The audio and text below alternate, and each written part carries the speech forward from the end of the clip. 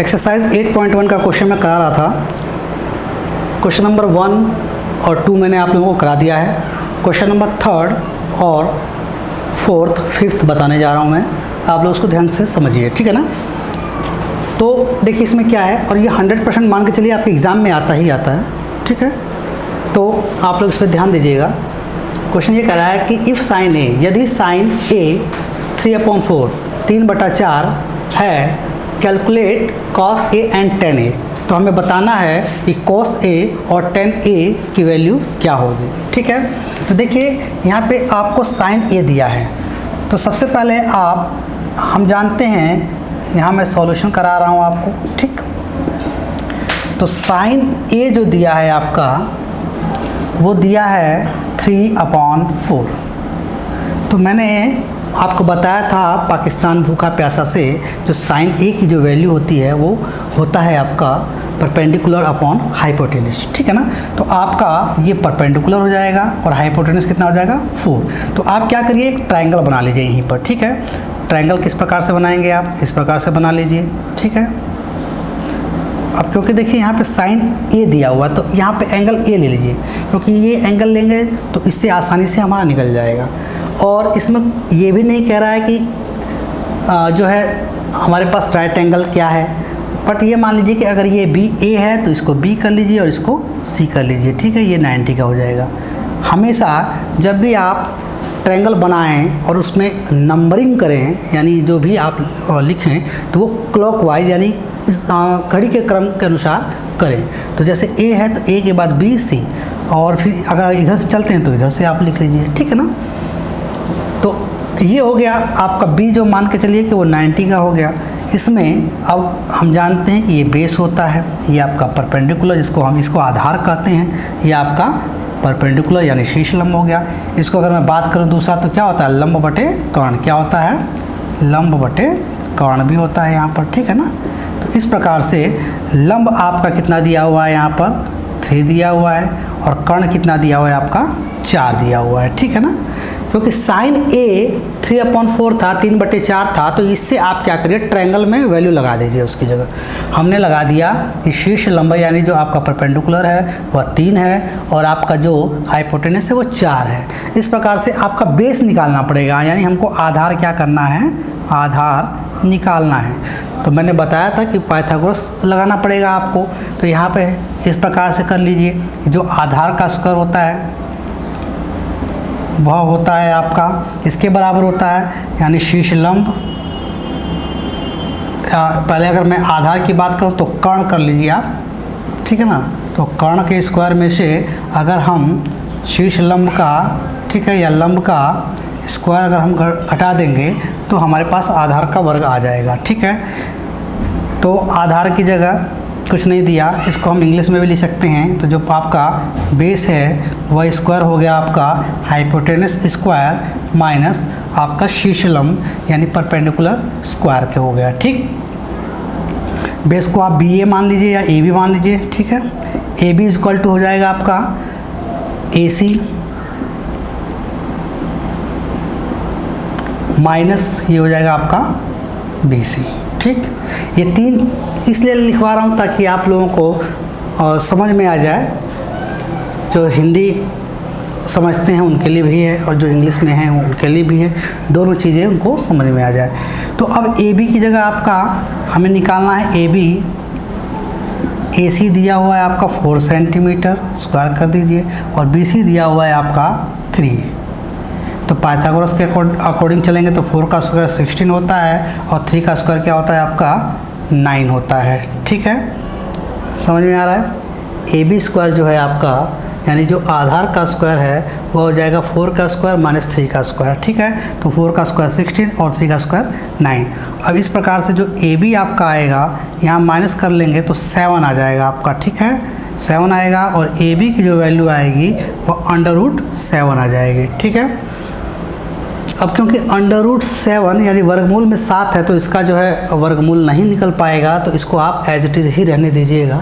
अब हमें पूछ क्या रहा है, हमें निकालना है कोस ए। किसकी वैल्यू निकालनी है, कॉस ए, यानी एंगल वही रहेगा आपका, एंगल बदल नहीं रहा है, ठीक है ना। तो कॉस ए कॉस ए जो होता है वो होता है आपका बेस अपॉन परपेंडिकुलर, जिसको हम कहते हैं आधार बटा कॉन। ठीक है, तो आधार क्या रहेगा आपका, आधार अब आ चुका है वर्गमूल 7। ठीक है, तो 7 हो जाएगा आधार, और आपका जो आधार यानी वर्गमूल 7 हो गया √7, और कर्ण की बात करते हैं तो ये 4 है, तो ये आपका 4 ही रहेगा। तो इस प्रकार से कोस ए की वैल्यू आ गई। ठीक है, उसके बाद हम चलते हैं tan ए की बात करते हैं। तो tan ए जो है वो होगा आपका, ये होता है परपेंडिकुलर अपॉन बेस। ठीक है, तो परपेंडिकुलर यानी ये हम कहें तो ये होता है हमारा लंब, और बेस यानी आधार। ठीक है, इस प्रकार से अगर मैं लंब की बात करूं, यहाँ एंगल बदल नहीं रहा है, एंगल सेम है तो वही रहेगा आपका। तो लंब हो गया आपका 3 यानी 3, और आधार आपका हो जाएगा वर्गमूल 7। ठीक है, तो इस प्रकार से आपने कोस ए और tan ए की भी वैल्यू फाइंड कर ली। ठीक है, उम्मीद करता हूँ ये क्वेश्चन भी समझ में आया होगा आपको। क्वेश्चन नंबर 4 जो है थोड़ा सा हल्का सा चेंज कर देता है। जैसे मान लीजिए ये लिखने का जो तरीका है ना, कई बार ऐसे लिख सकता है ये, जैसे मान लीजिए दे दिया 2 tan a = 3, मान लीजिए ऐसा दे दिया। ठीक है, या यहाँ पे कुछ और दे दिया, मान लीजिए 5 दे दिया। ठीक है, तो अगर कहता है कि फाइंड अदर ट्रिग्नोमेट्रिकल रेशियो यानी बाकी और निकालिए, तो यहाँ से आप फ्रैक्शन में ले जाइए। जैसे tan a है ना आपका, तो यहाँ पे कर लीजिए 5, और ये 2 कहाँ आ जाएगा, इसके अपॉन में। अब ये कैसा बन गया, जैसा आपने यहाँ पे सॉल्व किया था। यानी अगर tan a की बात करेंगे तो ये आपका परपेंडिकुलर हो जाएगा, और ये क्या हो जाएगा आपका बेस। ठीक है, तो कई बार क्वेश्चन ऐसे भी लिखा रहता है, तो आपको उसको देखकर कंफ्यूज नहीं होना है। ठीक है ना, तो अब मैं आपका क्वेश्चन नंबर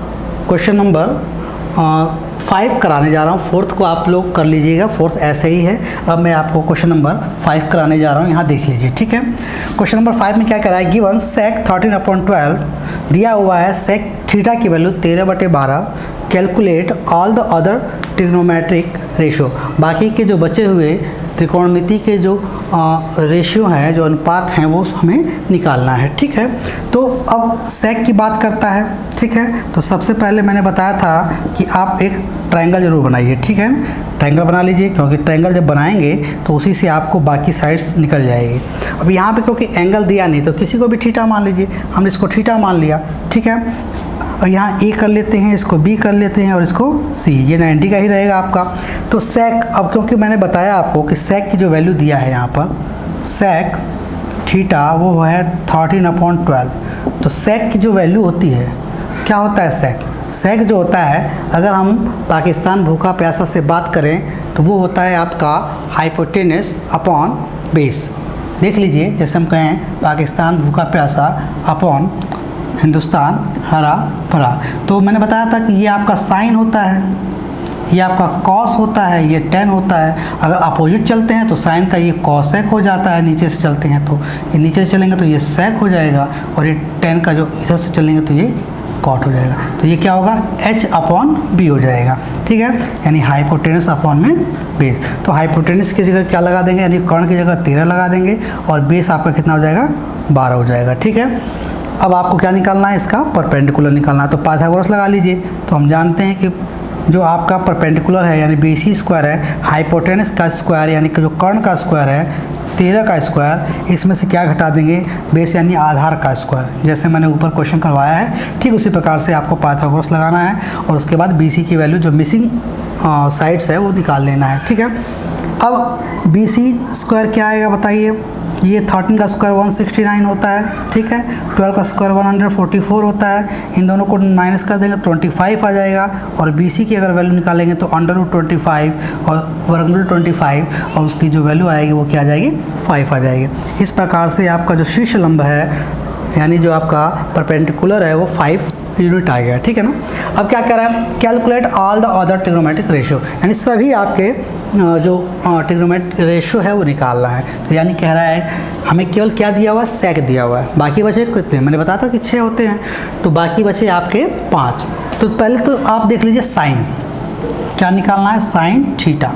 थीटा का मतलब एंगल यही लेना है, यानी बेस ये रहेगा आपका, ये आधार रहेगा। ठीक, और ये शीर्ष लंब का ही काम करेगा आपका। ठीक, कर्ण अपनी जगह रहेगा ही रहेगा। ठीक है, अब साइन थीटा की बात करता है तो साइन थीटा होता है P/H यानी परपेंडिकुलर अपॉन हाइपोटेनस। हिंदी में अगर मैं बात करूं तो ये होता है शीर्ष लंब बटे में कर्ण होता है। तो ये आपका हो जाएगा 5/13, 5/13 आ जाएगा। ठीक है, ये साइन थीटा की वैल्यू आ गई। इसी प्रकार से अब साइन के बाद कॉस पे आ जाइए, कॉस थीटा। तो कॉस थीटा क्या होता है आपका? कॉस थीटा होता है आपका बेस अपॉन, क्या होता है? बेस अपॉन हाइपोटेनस यानी आधार बटे कर्ण होता है। तो ये आपका हो जाएगा 12/13। ठीक है ना। या सिंपल सी बात है, अगर सेक थीटा है तो एक फॉर्मूला मैंने लिखवाया था कि सेक थीटा जो होता है वह 1/cos के बराबर होता है। यानी कॉस थीटा जो होता है 1/sec होता है, तो इसका रेसिप्रोकल भी कर देंगे, यानी इसका व्युत्क्रम करेंगे तो भी आ जाएगा। 12 ऊपर चला जाएगा, 13 नीचे आएगा। तो यहाँ से भी आप निकाल सकते हैं। अदरवाइज़ आप इस जो आपका फिगर दिया हुआ है इसको देखकर आप निकाल लेंगे। ठीक है, अब आगे चलते हैं हम। साइन थीटा हो गया, कॉस थीटा हो गया। अब टेन थीटा की मैं बात करता हूँ तो टेन थीटा जो है आपका क्या होता है? वो होता है परपेंडिकुलर अपॉन बेस यानी शीर्ष लंब बटे में आधार होता है। तो शीर्ष लंब आपका 5 है तो यहाँ 5 हो जाएगा, और आधार आपका जो है 12 है तो ये आपका 12 हो जाएगा। इस प्रकार से 1 2 3 आ गए, और आपके पास यहाँ चौथा दिया ही हुआ था, अभी 2 और बचे हुए हैं तो और निकाल दो। कॉसेक का रिवर्स क्या होता है आप बताइए? अरे सॉरी, साइन का रिवर्स क्या होता है? कॉसेक होता है। ठीक है, कॉसेक थीटा यानी इसका या तो पलट दीजिए, पलटने का मतलब ये होगा कि व्युत्क्रम कर दीजिए, या रेसिप्रोकल कर दीजिए, या सेक की वैल्यू निकालना है तो आप यहाँ से निकाल लीजिए कॉसेक की। कॉसेक होता है हाइपोटेनस अपॉन परपेंडिकुलर, तो आपका हाइपोटेनस यहाँ पे क्या हो जाएगा? 13। ठीक है, और ये हो जाएगा आपका 5। ठीक है, कॉस का मैंने बता ही दिया, यहाँ पे पहले से ही आया हुआ है आपका, यही दिया था आपको, सेक की वैल्यू पहले से ही दी हुई है। तो सेक का क्या होता है आपका? सेक की बात करें तो हाइपोटेनस अपॉन बेस होता है, हाइपोटेनस अपॉन बेस। हाइपोटेनस कितना दिया हुआ है आपका? 13 अपॉन बेस 12 दिया है, तो ये 13/12 हो गया। ठीक है, इसी प्रकार से अगर मैं 10 का रिवर्स की बात करता हूँ तो कॉट थीटा आएगा, और कॉट थीटा आपको क्या दिया हुआ है? कॉट थीटा यानी 10 का रेसिप्रोकल होता है। अगर ऐसे करना है तो आपका रेसिप्रोकल भी करके कर सकते हैं, अदरवाइज आप कॉट थीटा जो दिया है वह होता है बेस अपॉन परपेंडिकुलर। तो बेस का मतलब आधार, आधार आपका 12 हो गया, परपेंडिकुलर यानी शीर्ष लंब वो हो गया 5, तो ये हो जाएगा आपका 12/5। ठीक है, ये सारे आपके जो है वह आंसर बन जाएंगे। उम्मीद करता हूँ कि आपको पूरा क्वेश्चन समझ में आया होगा। ये मान के चलिए कि आपके त्रिकोणमिति में एक क्वेश्चन तो आना ही आना है इस एक्सरसाइज से, एक्सरसाइज 8.1 से। आप घर पे प्रैक्टिस करिए, जितना आप क्वेश्चन लगा सकते हैं उतना लगाइए। ठीक है, बाकी अगले वीडियो में मैं आपको और भी क्वेश्चन जो है बताऊँगा। कोई डाउट होगा तो आप कमेंट जरूर करिएगा। ठीक है।